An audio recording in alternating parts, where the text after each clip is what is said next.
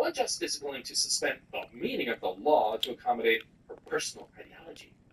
What happens when the court's ideological balance tilts the other way? Seriously, that makes me worry. If I really think about it, that would keep me up at night. That would really be upsetting. Cases like this remind us how delicate that line between order and chaos truly is. We cannot let or afford a judiciary that treats legal language like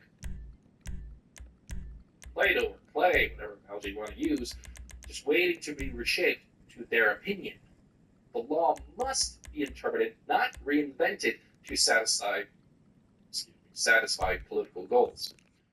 That's exactly why conservatives have fought so hard for originalist, constitutionalist voices on the bench. They want to uphold the Constitution, the laws that Congress has put in place, rather than abolishing the Constitution altogether and ignoring its sole purpose.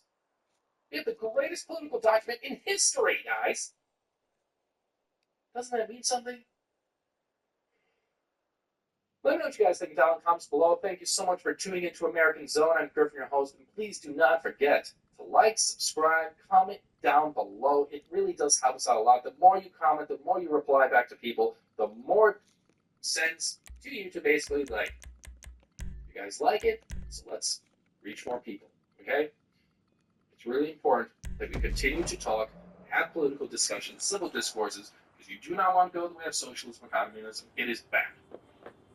I love you all. See you in the next one. Take care.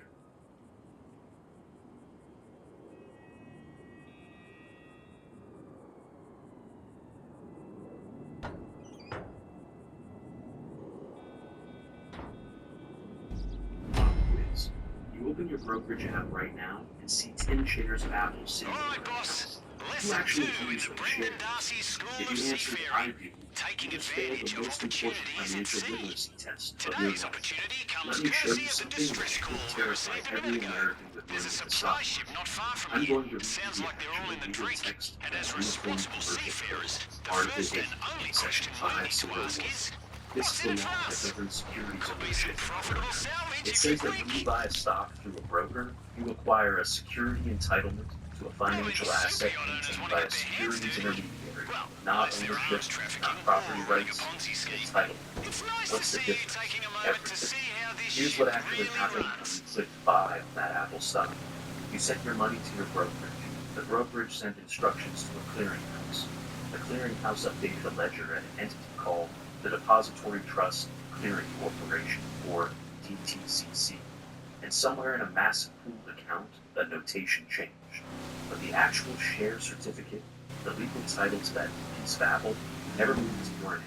It stayed registered to a company you've probably never heard of, called Seaday & Company, which is the nominee name for the DTCC. You became what the law calls a beneficial owner. They remain the registered owner. You have the right to process the data. They have the actual property rights to the asset itself. Think of it this way.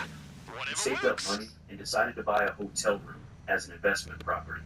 You go online, you click purchase, you send your payment, and you get a confirmation email.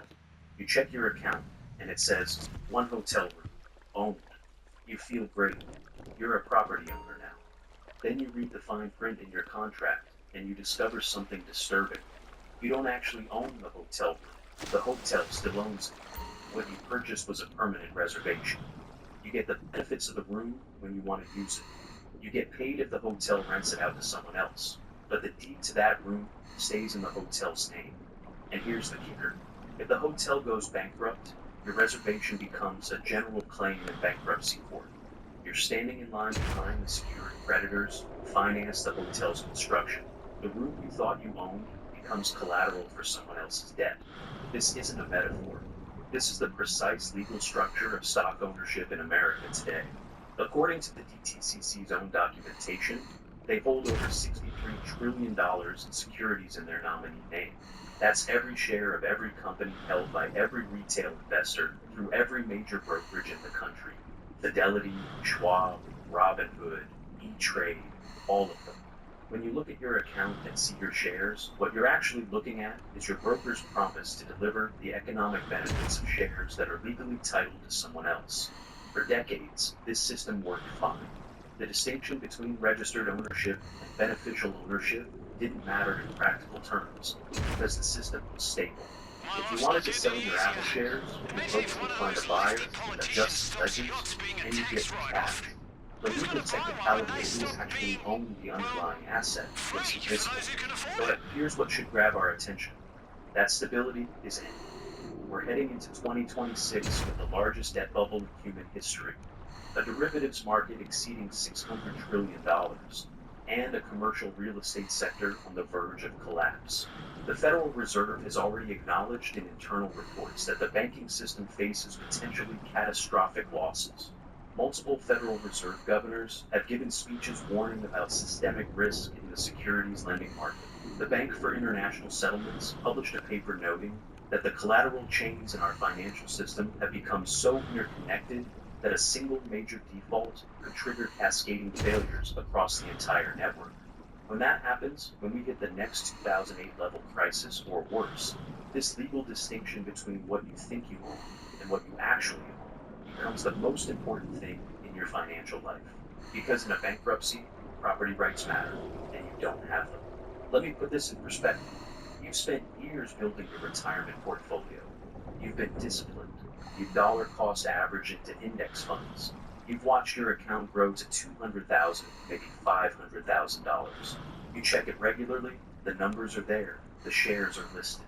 According to every normal measure, you're a responsible investor who owns a diversified portfolio of American companies.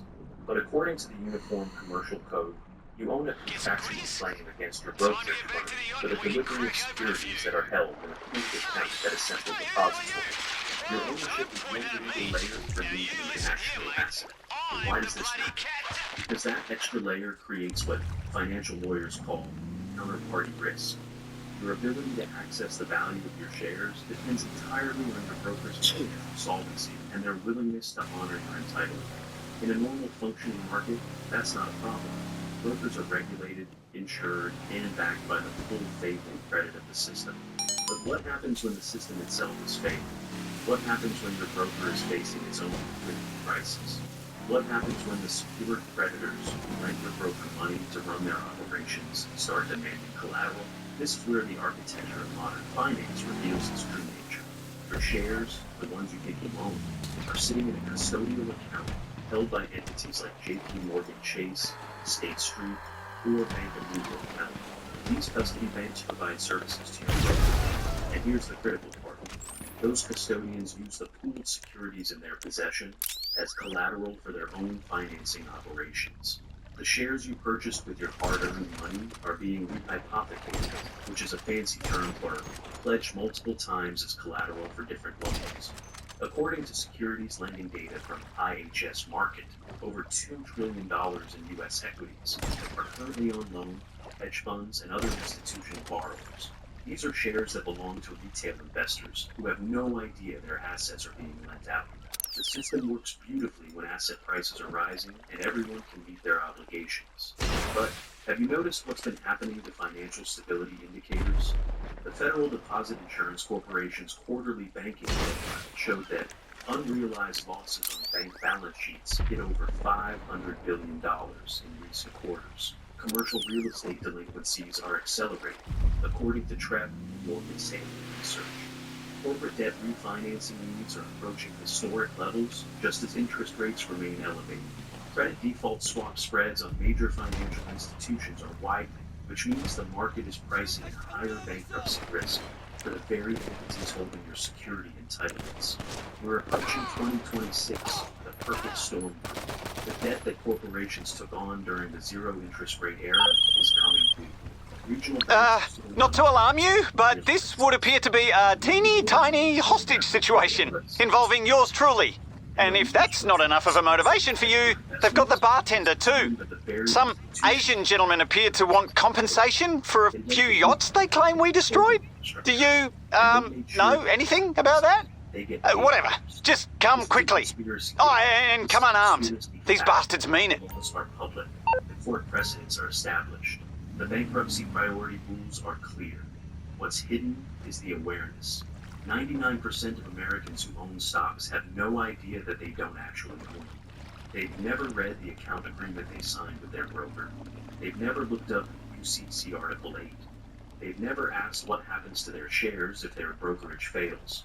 And the financial industry has no incentive to educate them because the entire system depends on millions of retail investors believing they're owners when legally they're just unsecured creditors with a contractual claim. The question isn't whether this legal structure exists. It does.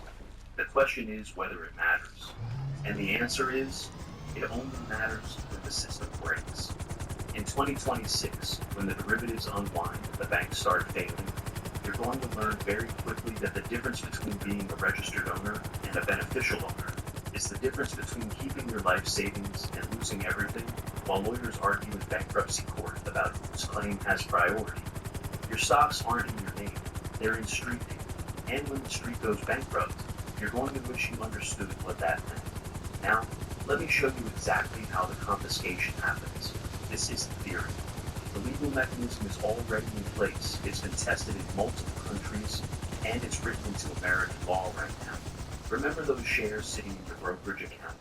The ones that are actually held in a pooled account at the DTCC. Here's what your broker is doing with them while you sleep. They're taking those pooled securities and delivering them to their custodian bank. Let's say it's JP Morgan Chase. JP Morgan holds these securities in what's called a securities account. And then JP Morgan does something that should make every investor's blood run cold. They use your shares as collateral for their own derivative positions. This is completely legal. It's called rehypothecation. The International Monetary Fund published research showing that in the lead up to the 2008 crisis, major banks were rehypothecating collateral at ratios as high as 4 to 1.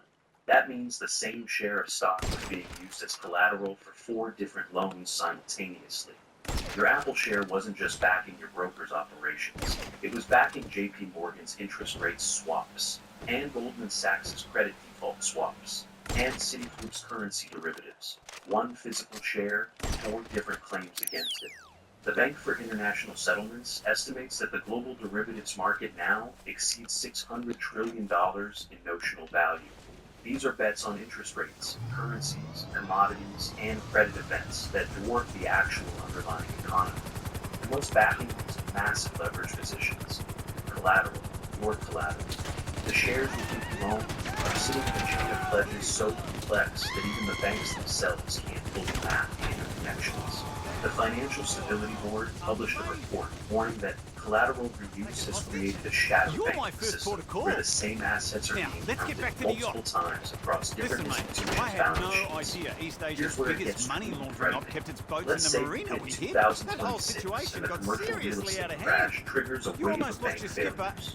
Your broker, facing liquidity crisis and meets obligations. The broker files for bankruptcy protection. What happens to your shares? According to the bankruptcy code UCC Article 9, there's a very specific priority hierarchy for who gets paid. And you're at the bottom of that list. First in line are the secured creditors. These are the major banks and financial institutions that lent money to your broker with specific collateral pledged against those loans. They have a perfected security interest, which is the legal gold standard of claims. When the bankruptcy trustee starts liquidating assets, secured creditors get paid in full before anyone else sees a penny. These are the too big to fail institutions that finance the entire securities industry. JP Morgan Chase, Bank of America, and Citigroup. They wrote the rules and they made sure they get paid first. Next come the administrative expenses of the bankruptcy itself. Lawyers, accountants, trustees, they all get their fees. Then come priority claims like taxes and employee wages. Then come general unsecured creditors, which might include your broker's landlord, their office suppliers, their consultants. And finally, at the very end of the line, come the customers with security entitlements. That's you. You're an unsecured creditor in bankruptcy court, fighting for whatever scraps are left after everyone else has been made whole. The Securities Investor Protection Corporation, or SIPC, is supposed to protect you with insurance up to $500,000. But here's what they don't advertise. SIPC only protects against broker theft or fraud, not against market losses or systemic failure. And SIPC's total fund is only about $4 billion. Wow. Wow.